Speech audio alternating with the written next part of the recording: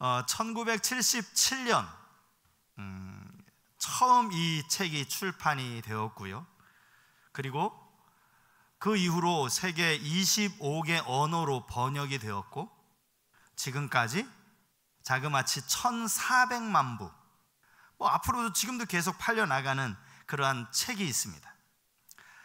필립 얀시라고 하는 분, 여러분 아마 많이 들어보셨을 거예요. 우리에게 익숙한, 좀 친숙한 이름이죠. 이분이 쓴 책이 시중에도 많이 번역되어서 나오고 있는데, 이 필립 얀시라고 하시는 분이 쓰신 책인데요, 책 이름이 이렇습니다. 하나님, 당신께 실망했습니다. 저도 꽤 오래전에 이 책을 읽었고요. 지금 이 우리나라 출판사에서는 벌써 이게 몇 번의 개정판이 지금 출판이 돼서 지금도 여전히 많은 사람들에게 읽히고 있는 책입니다. 하나님, 당신께 실망했습니다.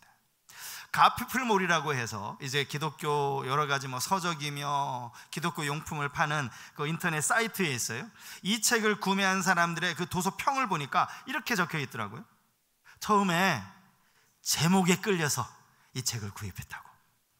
또 어떤 분은 제목이 상당히 자극적이어서 이 책을 구매를 했는데, 이 책을 읽어보니까 질문에 대한 시원한 답변을 얻을 수 있었다고. 이 책을 혹시 아직 안 읽으신 분들이 있으시면 꼭, 이 오래된 책 아마 구판도 있을 거예요. 도서관에서든 또 서점에서도 한번 사서 읽어보시면 좋겠어요. 여러분, 77년도에 출간이 됐어요. 그러니까 이제 몇 년 지나면 50년 아닙니까? 이렇게 50년이 다 가도록 여전히 사람들에게 이 책이 많이 읽힌다는 것, 그 이유가 뭘까라고 생각을 했더니요, 신앙생활을 하는 지금 현대인들 가운데에도 여전히 우리 안에 가끔씩 이런 고민을 한다라는 거예요. 이런 생각을 하게 된다라는 거죠. 정말 하나님 실망했습니다. 하나님, 제게 이럴 수 있습니까? 이런 일이 어떻게 제 삶에 있을 수 있습니까? 원치 않는 일이 내 삶에 일어날 때마다 우리도 종종 이런 생각을 한다는 거죠. 하나님, 실망했습니다. 그분들 이야기를 들어보고 그분들의 사정을 들어보면 그분들이 실망할 수밖에 없었던 충분한 이유가 있어요. 충분히 납득이 됩니다. 사실은 저도 가끔씩 그와 비슷한 감정이 들 때가 있거든요. 하나님, 내가 이 얼마나 힘든지 도대체 하나님 알고 계십니까? 하나님, 제가 얼마나 오랫동안 기도하는데 하나님 도대체 듣고 계십니까? 이런 느낌 말입니다. 누구나 이런 느낌 가질 수 있어요. 그렇게 하나님을 잘 따르던 여러분, 다윗도 이런 기도를 하나님께 드리지 않았어요? 시편 22편 1절과 2절에 보면 다윗이 이렇게 기도합니다. 내 하나님이여, 내 하나님이여, 어찌 나를 버리셨나이까? 어찌 나를 멀리하여 돕지 아니하시오며 내 신음소리를 듣지 아니하시나이까? 내 하나님이여, 내가 낮에도 부르짖고 밤에도 잠잠하지 아니하오나 응답하지 아니하시나이다. 많은 성경학자들은 이 시가 아마 다윗이 사울에게 쫓겨다니면서 정말 죽을 고비를 넘겨가면서 자그마치 10년이 넘는 그런 기간을 피난 생활하면서 지었을 것이다. 충분히 공감이 가는 이야기죠. 여러분, 다윗이 하나님 앞에 얼마나 많이 기도했겠어요. 그런데 그렇게 울부짖어도 하나님이 어느 때는 묵묵부답, 아무 말씀도 하지 않으시는 것처럼 그렇게 느껴지는 거예요. 그때 우리에게 찾아오는 게 실망 아닙니까? 하나님이 내 신음소리를 듣지 않으시는 것 같고, 내가 얼마나 열심히 새벽마다 밤마다 기도하는데 하나님이 듣지 않으시는 것 같아서, 그래서 실망하는 경우 말입니다. 그런데요, 그럼에도 불구하고 우리가 분명히 기억해야 할 아주 중요한 사실이 있습니다. 그것은 우리가 하나님의 뜻과 하나님의 그 크신 계획을 다 알지 못한다는 사실이에요. 하나님의 뜻을 다 알 수 없어요. 여러분, 그렇게 하나님 앞에 신음하면서 내 기도하는 소리 안 듣고 계십니까? 라고 고백했던 다윗이, 아시죠? 이스라엘의 두 번째 왕으로, 그것도 위대한 왕으로 장장 40년 동안 이스라엘을 다스렸다는 사실 말이죠. 욥이라는 인물도 마찬가지예요. 참 생각해보면 어떻게 저런 고난을 견뎠을까? 어떻게 저런 육체적인 힘듦을 잘 이겨낼 수 있었을까? 그렇게 싶은데요, 욥기의 맨 마지막 장 42장에 보면 그가 이런 고백을 해요. 42장 5절 말씀, 욥이 한 고백입니다. 내가 주께 대하여 귀로 듣기만 하였사오나 이제는 눈으로 주를 배웁나이다. 이 말이 무슨 말이에요? 내가 이 고난을 통해서 예전에는 그냥 그저 귀로만 들었어요. 하나님을 더 깊이 알지 못했다라는 거예요. 그런데 이제 이 고난을 통과하면서 내가 눈으로 주님을 뵙게 되었습니다. 하나님을 깊이 깨닫게 되었다라는 것이죠. 욥기에 보면 그의 말년에 하나님이 소유를 갑절이나 주셨다라는 말씀도 나오고요, 그에게 아들 7과 딸을 3을 주셨다라는 그런 말씀도 나와요. 그러니 우리가 처음에는 하나님이 하시는 일들을 우리 머리로 이해할 수 없어서, 알 수 없어서 때로는 원망도 하고 불평도 하고 실망도 할 수 있지만, 하나님이 결코 당신의 택한 자녀들을 버리지 않는다는 사실, 결코 그냥 내버려 두지 않는다는 이 사실을 여러분을 꼭 기억하셨으면 좋겠어요. 이 사실을 잊지 말고 살아가자라는 거예요. 그게 쉽지는 않죠. 왜냐하면 우리의 머리로 이 하나님의 크신 계획을 다 알 수 없기 때문입니다. 그럼 목사인 저도요, 때로는 하나님께 부끄러운 기도를 합니다. 하나님, 제가 하나님을 다 모르겠습니다. 하나님의 그 크신 섭리를 제가 아직 잘 깨닫지 못하겠습니다. 제게 지혜를 주셔서 이 하나님의 뜻을 제가 온전히 깨달아 알 수 있게 해달라고, 지금 당장 어렵고 힘들더라도 이것을 조금만 참고 인내하면서 하나님을 알아갈 수 있게 해달라고, 이런 기도를 드리기도 합니다. 여러분들도 이런 기도 얼마든지 드리실 수 있어요. 저는 오늘 본문 말씀을 통해서 하갈의 이야기를 좀 해보려고 합니다. 하갈에게 나타나셔서 하갈에게 말씀하신 하나님. 사실 하갈이요, 하나님 잘 모르는 사람이에요. 이방 여인입니다. 그리고 사례의 여종이었어요. 하갈의 인식 속에, 이 하갈의 인식 속에 아브라함이 믿는 하나님, 사라이가 믿는 하나님 어떻게 비춰졌을까? 저는 이런 생각도 한번 해봅니다. 나이 75세가 돼서 자녀 주신다는 그런 약속을 하갈도 들었겠죠. 그런데 10년이 지나도록 여전히 아이가 없어서 그냥 또 자기 여주인이 자기에게 그냥 마치 대리모 역할을 해서 아들을 낳으려고 하는 그런 모습 보면서 아마 하갈도 별로 하나님을 신뢰하지 않았을 것 같아요. 그런데 그런 하갈에게 하나님이 나타나시죠. 저는 오늘 이 본문의 제목을 또 이렇게도 한번 생각해 봤어요. 이 본문은 마치 하갈의 하나님이 되어주시는 그런 모습이에요. 여호와 하나님이 하갈의 하나님이 되어주시는 그런 모습이라는 거죠. 가만히 오늘 본문의 앞뒤를 보시면요, 하나님이 사례에게 나타나셔서 사례를 위로하시고, 너 자녀 못 낳아서 마음이 힘들지? 너 여종이 지금 도망쳐서 너 마음이 아프지? 이렇게 사례를 위로하시는 내용은요, 아무리 찾아봐도 없어요. 하나님이 지금 멀리 도망치고 있는 하갈을 찾아가셔서 그에게만 말씀하고 있다는 사실이에요. 본문 7절 말씀해 보면 이 문장의 주어가 하갈이 아니라 여호와의 사자예요. 여기 여호와의 사자라고 되어 있지만 성경에는요, 여호와의 사자가 곧 여호와 하나님이거든요. 하갈이 입술로 고백하는 것을 보면, 오늘 본문의 내용을 보면 이 여호와의 사자가 곧 여호와 하나님 자신이었다는 사실을 우리는 금방 알 수 있습니다. 하나님이 하갈을 직접 찾아가신 거예요. 하갈이 하나님을 찾은 게 아닙니다. 하나님이 하갈을 찾아가셨어요. 그리고 대화를 하시죠. 오랜 시간을 대화를 나눠요. 오늘 우리가 읽은 본문이 결코 짧지 않아요. 이게 하나님과 하갈 사이에 나눈 대화예요. 제가 지난 시간에 이미 말씀을 드렸지만, 여러분, 이 하갈은요, 살해 학대를 못 이겨서 결국 도망을 간 것 아닙니까? 이 일로 인해서 마음이 힘든 사람, 하갈 한 사람만이 아닙니다. 아브라함도 힘들고요, 사례도 마찬가지예요.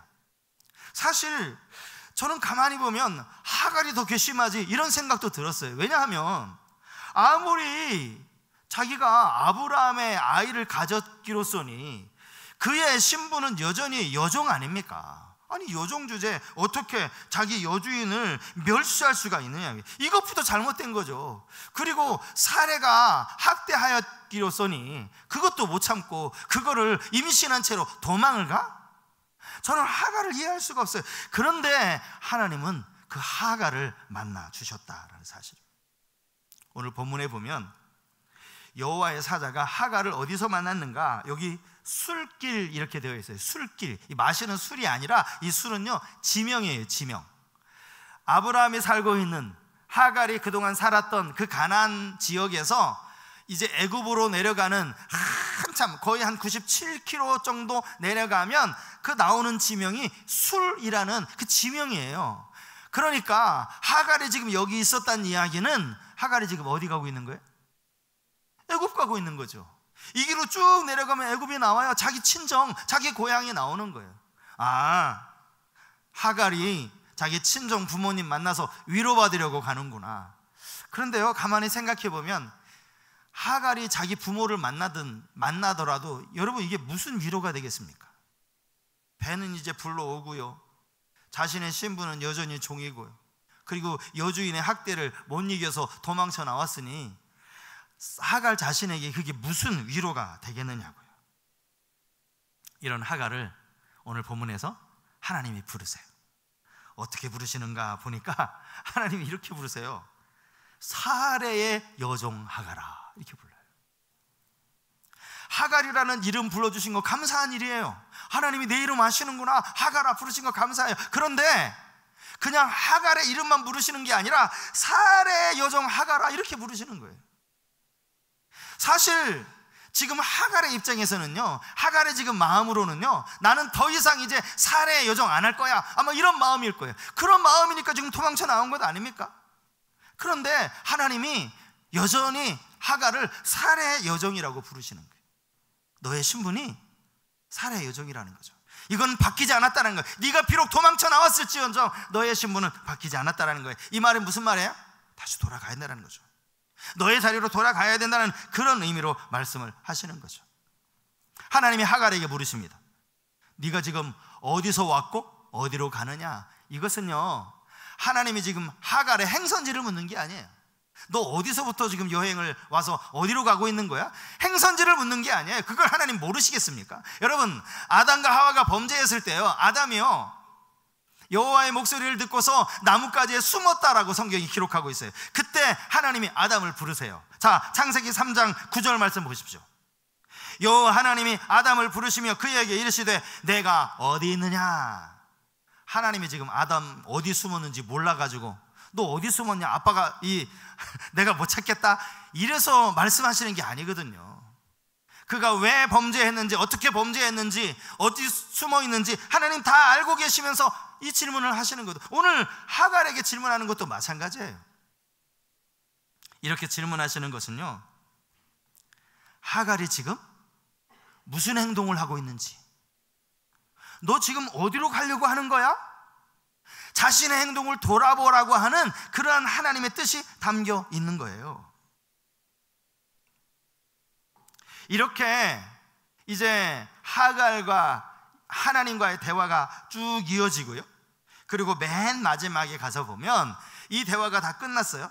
그리고 나서는 하갈의 입술에서 놀라운 신앙 고백이 나오는 것을 우리가 볼 수 있는데, 이게 오늘 본문의 가장 중요한 핵심이라고 할 수 있겠는데 13절 말씀이에요. 자, 우리 13절 말씀 같이 한번 읽었으면 좋겠습니다. 13절 같이 읽겠습니다. 하갈이 자기에게 이르신 여호와의 이름을 나를 살피시는 하나님이라 하였으니 이는 내가 어떻게 여기서 나를 살피시는 하나님을 배웠는고 함이라. 살피시는 하나님이라고 하는 이런 놀라운 신앙 고백을 해요. 하나님이 누구신지 잘 알지도 못했던 이방 여인 하갈이 말이죠. 그래서 저는 오늘 하갈에게 하나님이 어떤 모습으로 나타나셨길래 하갈의 입술에서 이런 고백을 할 수 있게 되었나, 하갈에게 나타나시는 그 여호와 하나님의 모습을 몇 가지로 우리가 한번 생각을 해보려고 하는데, 세 가지를 준비를 했는데요. 첫 번째는요, 하갈의 고통을 들으시는 하나님. 하갈의 고통을 들으시는 하나님. 본문 11절 말씀입니다. 여호와의 사자가 또 그에게 이르시되 내가 임신하였은즉 아들을 낳으리니 그 이름을 이스마엘이라 하라. 이는 여호와께서 내 고통을 들으셨음이라. 하나님은 하갈의 배에 장차 태어날 이 아이, 당시로서는 아들인지 딸인지 성별도 알지 못하던 그때에 아들을 낳을 것이라 말씀하시더니 그 아들을 이스마엘이라 하라. 이름까지 가르쳐 주세요. 이스마엘. 여러분, 여기에 엘이라는 단어 자주 성경에 나오는 단어죠. 엘, 하나님을 일컫는 단어예요. 엘. 그리고 쉐마 많이 들어보셨을 거예요. 히브리어로 쉐마가 무슨 뜻이죠? 들으라. 이스라엘아 들으라. 이게 쉐마 아닙니까? 이스마엘이라는 뜻은 들으시는 하나님이라는 뜻을 가지고 있는 거예요. 하나님께서 너의 모든 고통을 다 듣고 계신다, 이런 의미의 말씀이죠. 그런데 좀 이상한 게 있어요. 그러면 하갈이 하나님 앞에 얼마나 부르짖어 기도했길래 하나님이 하갈의 소리를 들으셨을까? 성경을 가만히 찾아봐도요, 하갈이 하나님 앞에 하나님의 이름을 부른 적도 없고요, 하나님 앞에 무슨 기도에는 기도했다라는 내용도 나오지도 않고요, 심지어 하나님 앞에서 엉엉 울면서 자신의 억울함을 토로했다라는 그런 이야기도 나오지가 않아요. 하갈이 한 이야기가 오늘 본문에 나오고 있지 않다라는 거예요. 아무 말도 안 했는데 하나님이 들으셨대요. 여기서 사실은 이 듣다라는 이 표현은요, 이해하다, 영어로는 understand, 이 샤마라는 이 단어가 이런 뜻도 가지고 있거든요. 그러니까 하나님이 굳이 하갈이 무슨 말을 해서 그 말을 들으셨다라기보다 하갈의 모든 형편을 하나님이 다 알고 계시고 이해하셨다, 그런 의미로 이 말씀을 받을 수 있는 거예요. 우리가 하나님 앞에 기도하는 것, 이 기도는요, 내 형편, 내 사정을 하나님이 모르실까 봐 낱낱이 소상하게 다 아뢰어드리면서 하나님 지금 내 형편이 이렇습니다, 그걸 알려드리는 게 기도가 아니에요. 우리가 말하지 않아도 하나님은 우리의 모든 형편 다 알고 계신다고, 이게 성경이 끊임없이 우리에게 말씀하시는 것 아닙니까? 우리가 기도한다라는 것은요, 내 형편을 아시는 하나님 앞에 내가 전적으로 하나님만을 의지합니다, 내가 다른 것 바라보지 않고 하나님만 의지하겠습니다, 이 표현이 기도하는 거예요. 기도. 하나님 오죽했으면 아들의 이름을 이스마엘이라고 이렇게 지으라고 하셨겠어요. 하갈이요, 아들을 볼 때마다, 아들의 이름을 부를 때마다 아마 이때 생각을 했었을 거예요. 저 샘 곁에서 한숨을 푹 내쉬고 있었을 때 하나님이 그를 찾아오셔서 하셨던 말씀, 가르쳐 주신 그 이름, 이 이름을 기억하면서 위로를 받았을까 아니겠습니까?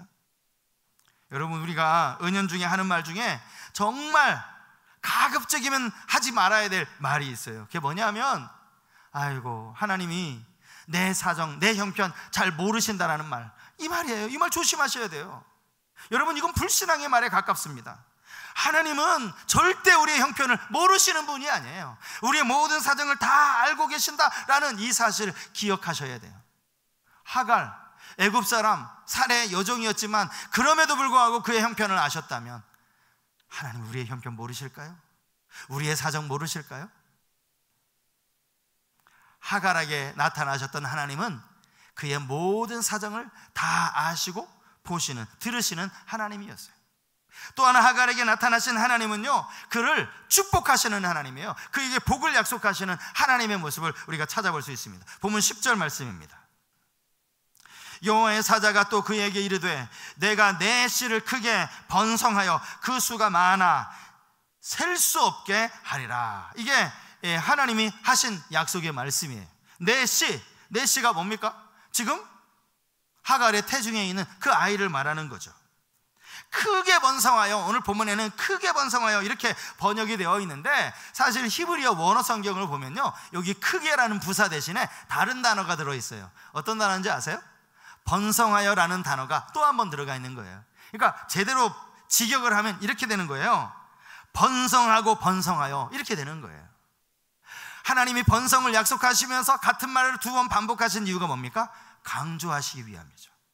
내가 반드시 너를 번성하겠다는 이런 약속의 말씀인 셈입니다.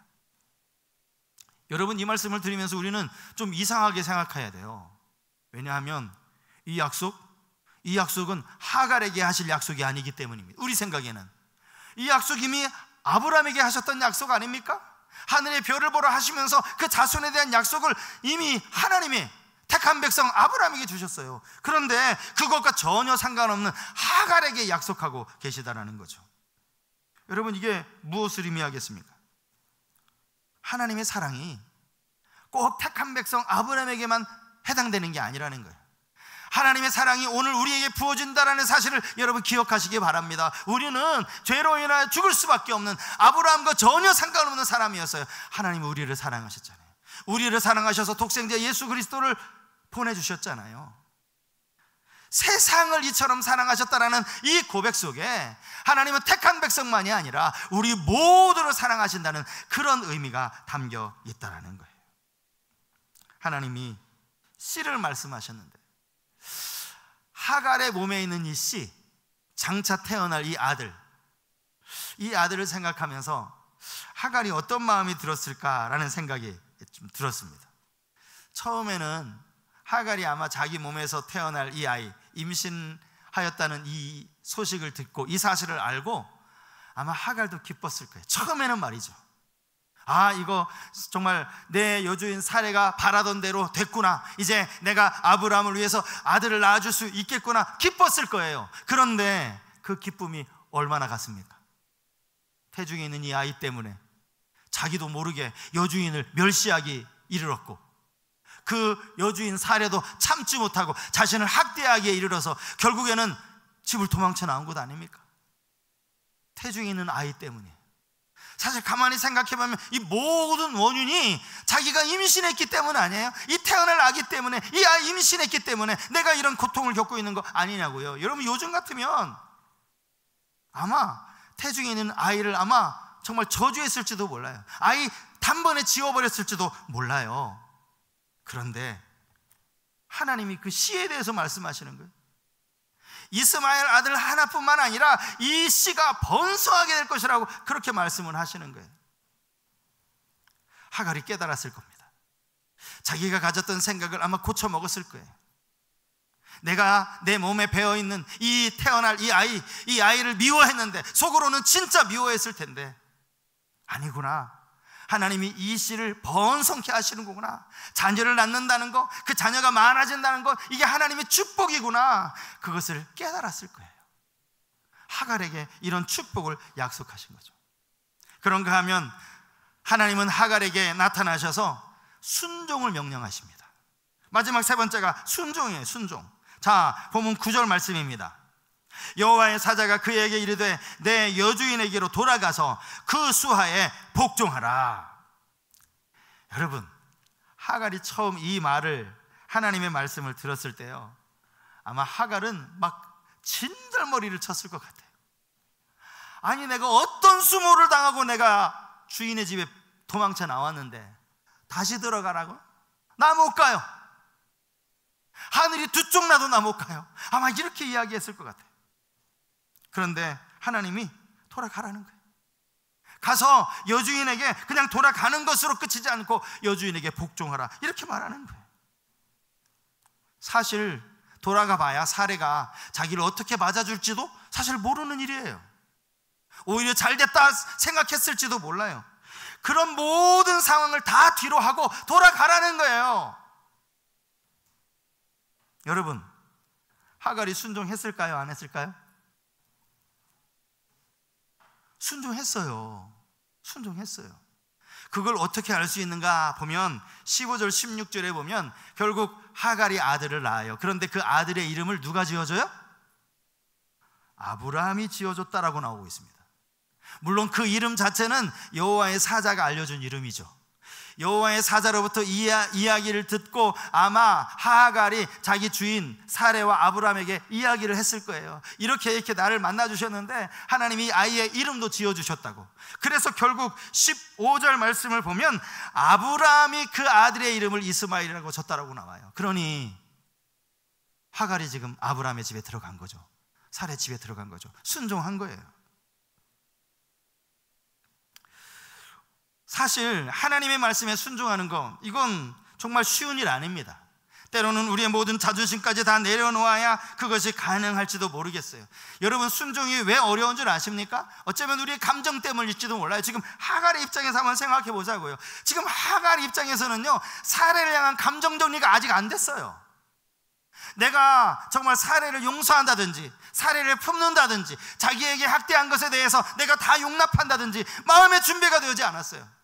근데 순종하라 말씀하세요. 더군다나 오늘 본문을 제가 가만히 보면, 저는 지금 거꾸로 말씀을 드렸는데 오늘 본문에 가만히 이 순서를 보면요, 하나님이 가장 먼저 말씀하신 게 9절이에요. 순종하라는. 그 다음에 하나님이 내 씨를 번성하겠다라고 말씀하시고 네 아들의 이름을 이스마엘이라 하라고 말씀하시고, 가장 먼저 말씀하신 게 순종이라고요. 순종. 아예 하나님, 이걸 반대로 말씀하셨으면 하갈이 순종하기가 좀 더 좋았을 텐데. 그게 뭐예요? 내가 너의 고통 다 알아, 네 마음 내가 다 알아, 내가 이해하고 있어, 이렇게 말씀하시고, 하지만 네 자녀를 통해서 내가 번성하게 되는 복을 줄 거다. 그러니 너 사례집에 들어가. 이러면 순종하기가 좀 쉬웠을 것 같아요. 그런데 하나님 그렇게 하지 않으시고요, 먼저 순종을 명하십니다. 저는 가만히 생각해 보세요. 아니, 왜 이렇게 순종을 먼저 말씀하셨을까? 이것은요, 하나님이 먼저 순종을 원하신 거예요. 먼저. 다른 약속 다 뒤로 하고 하나님께 먼저 순종하기를 원하셨다라는 것입니다. 하나님은 사람을 부르실 때 먼저 순종하는 사람을 부르시죠. 그래서 때로는 우리가 하나님, 이런 상황에서 내가 어떻게 순종합니까? 그걸 납득이 안 됩니다. 하나님, 상황을 다 설명을 해주시고 제가 이해할 수 있도록 이야기해 주셔야죠. 그래야 제가 순종을 할지 말지 결정할 것 아닙니까? 하나님 그런 사람하고는 일 안 하세요. 하나님을 신뢰함으로 순종하면 하나님, 그에게 하나님이 역사하신다는 사실입니다. 주님의 뜻이 확실하다면 우리는 먼저 순종하는 것을 배워야 한다라는 것입니다. 오늘 하갈에게 나타나 말씀하신 하나님에 대해서 잠시 생각해 봤습니다. 복을 주시되, 복을 약속하시되, 먼저 순종을 명하시는 하나님.